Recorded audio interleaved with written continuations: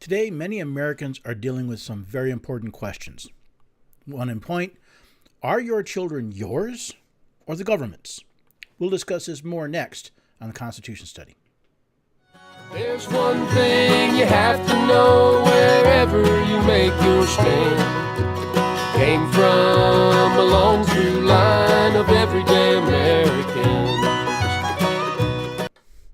Hello again, everyday Americans. Paul Engel here with the Constitution Study, where we read, study, and teach the rising generation to be free. That's what we're here for.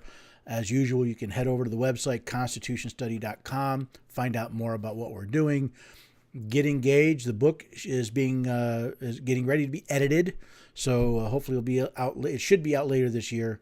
I'm also speaking in a lot of locations, so if you want to see where I'm going to be speaking, or if you want to invite me to speak somewhere, by all means, head over to the website and ask. You'll see that in the events tab. I also want to thank Mark and Carol Murphy for letting me use their song and the band Rebel North, Everyday Americans, because that's really what this is about. This is about everyday Americans reading and studying their Constitution and teaching our children and our grandchildren to be free. Which brings me to an interesting question. Are they your children? See, I've been reading lately and I came across two stories dealing with vaccinations. Now, this is not vaccinations kind of the kicking off point. That's not really what I'm going to focus on. But there's political and medical discussions, and they are beyond the scope of the podcast. I'm not here to be pro-vaccination, anti-vaccination, a-vaccination, whatever. No, that's not my plan here. But there is a very important underlying point of view that we really should look at here at the Constitution Study, and that's my plan. So what were these stories? First story came out of Arizona. See, there was a mother of a 2-year-old who had a high fever, so she took him to a local clinic. The doctor recommended that she take him to the emergency room. The mother, however, said she was afraid. You see, she had not had her child vaccinated, and she was afraid that she was going to be reported to DCS because of that. Now, if you're a constitutional American, that should get your dander up right off the bat, but it's being reported for deciding not to vaccinate your children. I mean, are we living in a free country, or are we living in Stalinist Russia? Because, when did we grant the government the authority to make medical decisions for us and for our families? That's a very important question that comes right off the bat. Gets even worse, though. See, the mother did not take her boy to the emergency room, so the doctor called her and threatened to report her to DCS if she did not comply with his recommendations, right? This is not, by the way, a recommendation. This is a threat. This is an order with government force behind it. Do what I say, or I'm sicking the government on you. And we all know what happens when DCS gets involved. Rights go out the window. Logic goes out the window. Not everybody. I'm not saying all DCS is bad, but there are people in DCS that are just power hungry, and we have to deal with them. So the other thing is, when did we elect doctors to rule over our children? We did that when we asked the government to have doctors report on people, to spy on people. Oh, we don't like to call it that. No, what we wanted doctors to report obvious signs of abuse. A kid comes in with a broken arm 3 times a year. Something's going on there. And we want it to, and we as a society would like that to be looked at. Kids that are coming in that have signs of being beaten or abused, we wanted them to be protected, and we thought the government should do it, so we asked doctors to report on us if we don't treat children properly. The problem is this idea of what should be reported and what shouldn't has morphed. Now, in different states, it's morphed in different ways, but now we have the idea of, now it's not a question of, are there obvious signs of abuse? It's, are there signs that the physician thinks is abusive? See, apparently this physician thinks that, well, let me rephrase that. The physician says, I have a child with a high fever. They should go to the emergency room because that's important. I understand that. What we have is a mother who's afraid she's going to be reported to the Stasi, otherwise known as DCS, because she hasn't followed the government prescribed process of vaccinating her child. And now this mother is in this catch-22. Do I take the child to the emergency room because the doctor thinks it's medically necessary and risk being reported to DCS? Or do I not take the child to the emergency room and risk the doctor reporting her to DCS? Well, the mother told the doctor that the boy's temperature had declined and that an emergency room visit wasn't really needed. However, the doctor called DCS. And according to one report, they, quote, issued a court order to take custody of the child for the night to receive treatment. Now, we're already pushing it because now we have the medical opinion of a doctor superseding the opinion of the parent. We have a doctor. All it took was a doctor saying, this baby, this child needs to go to the emergency room. The mother won't do it, so I'm going to get the government to force it. I'm going to take the child from the mother to put the child so the child can go to the emergency room. Now, I'm guessing DCS went to a court to get a court order because DCS can't issue court orders. They went to a court and said, we have this case of potential child abuse. The child's not getting necessary medical care. We have a doctor that says so. Give us permission to go and take this child. Did the judge look for probable cause? Because remember, Fourth Amendment says you can't issue a warrant without probable cause.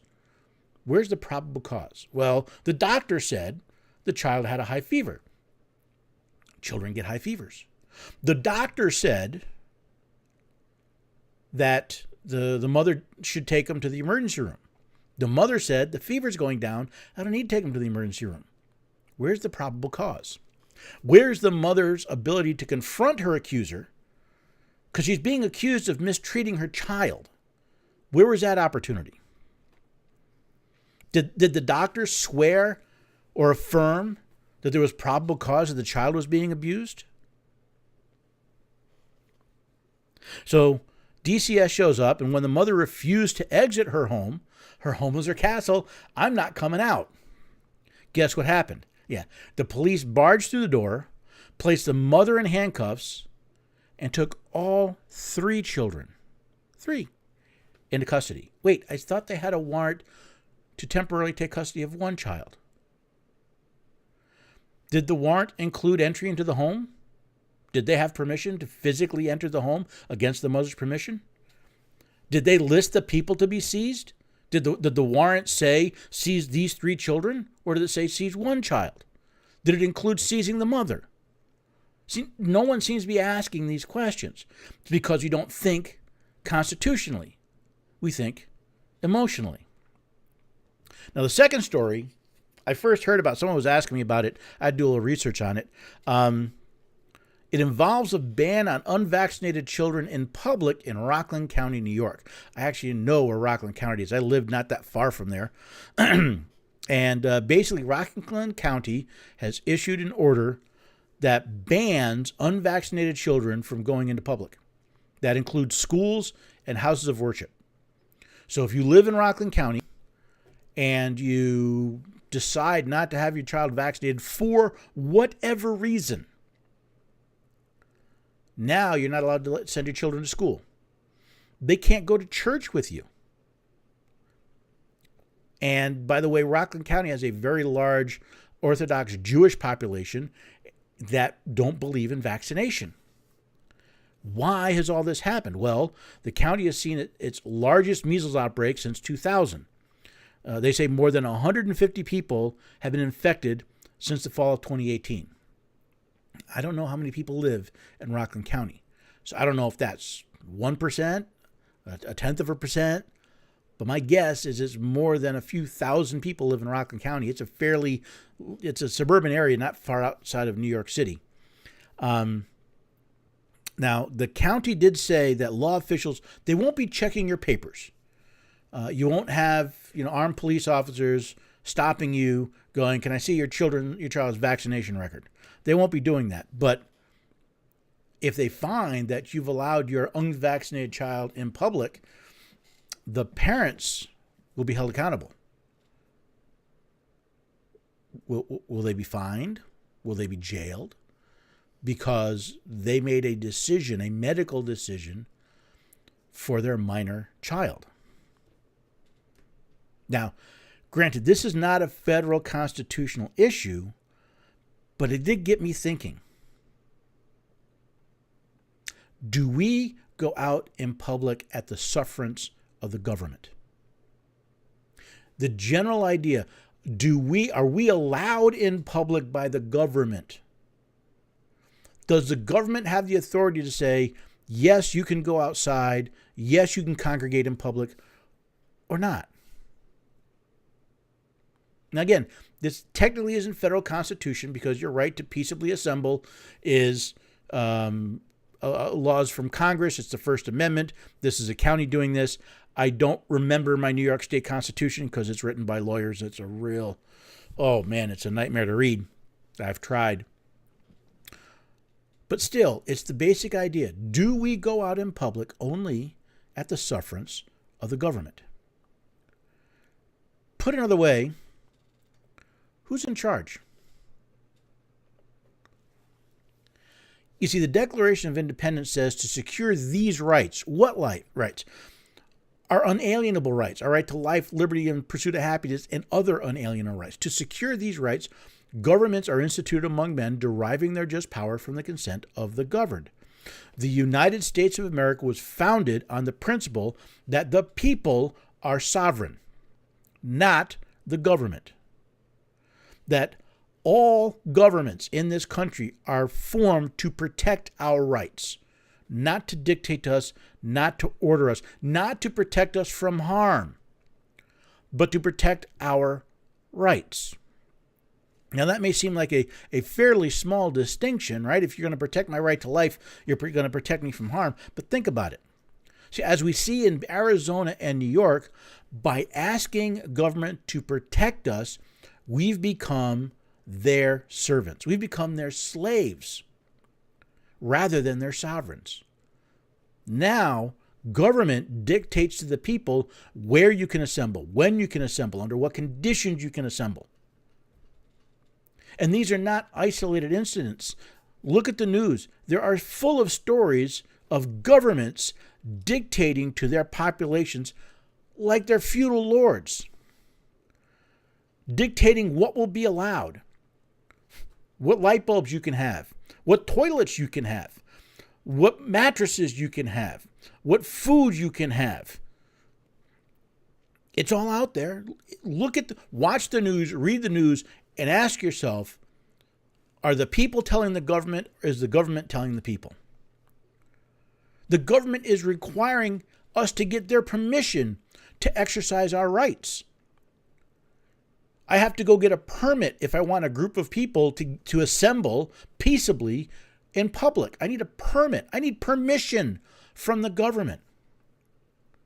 I have government-run institutions where I need permission to speak. We have more and more a push for government to decide where and when I can exercise my right to freedom of press. And of course, don't even get me started on my right to keep and bear arms. I need permission from the state. I live in Tennessee. I need permission from the state to carry a firearm. When I lived in New York, I needed permission from the state to own a handgun. When your rights are being dictated to you by government, when you need permission from government to exercise your rights, they're no longer a right. They're no longer a protected right, I should say. They're an infringed right. What we see is one class ruling over us. And the only difference between what we have today and what happened in the Middle Ages, today, instead of that class being chosen by heredity, it's chosen by election. But it really isn't any different. We have an aristocracy in this nation. They're called political officials. The elected officials and the bureaucrats and those who work for government who think they know better than we and they will enforce their will on us. When we look deeper, we see these two incidents symptoms of a much larger debate going on in this nation. At its heart, it's a war between two different worldviews, a debate about who is sovereign.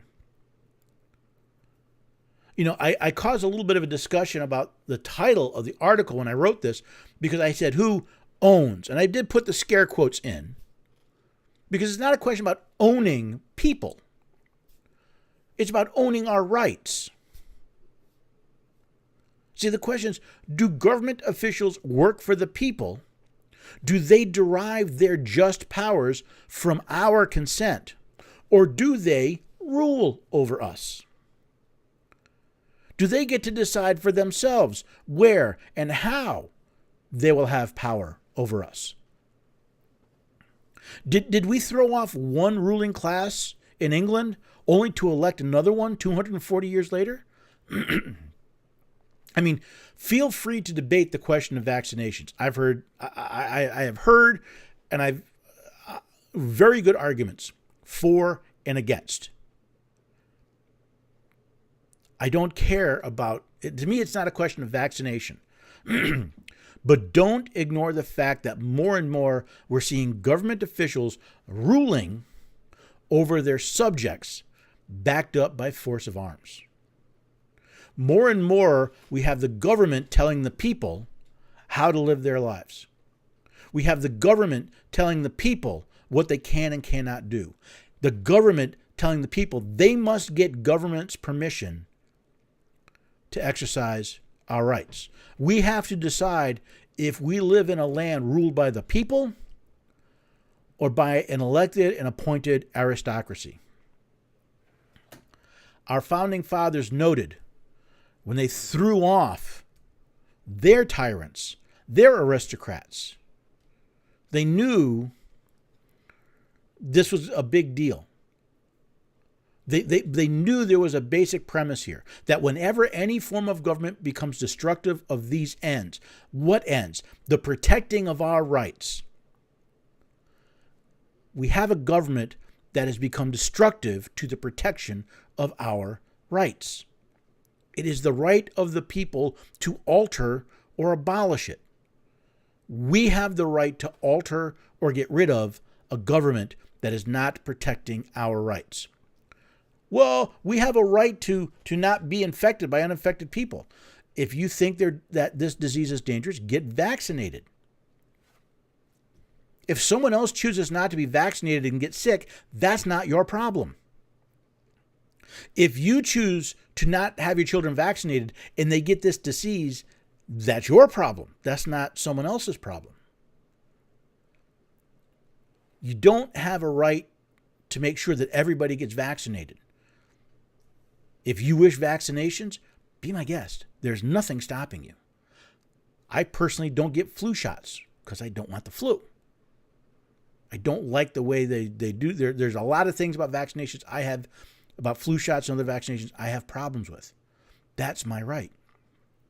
Now, when the government comes in and says, no, your right ends because someone else doesn't like it, well then, guess what? They've become destructive to the ends of protecting my right. It is our right to alter and abolish it and to institute new government.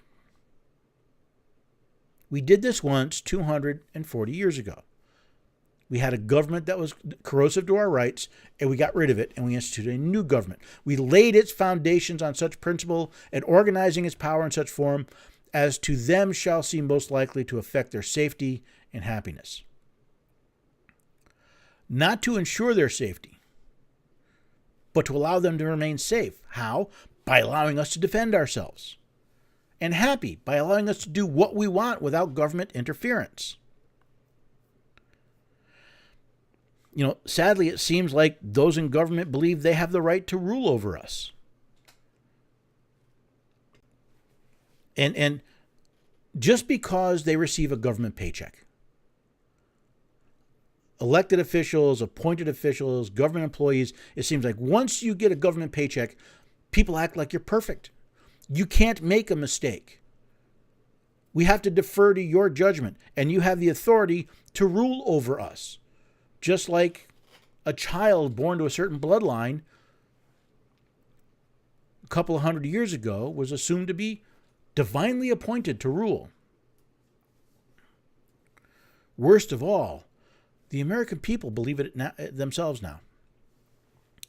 At first I thought we were just starting to believe that, but I look at the evidence.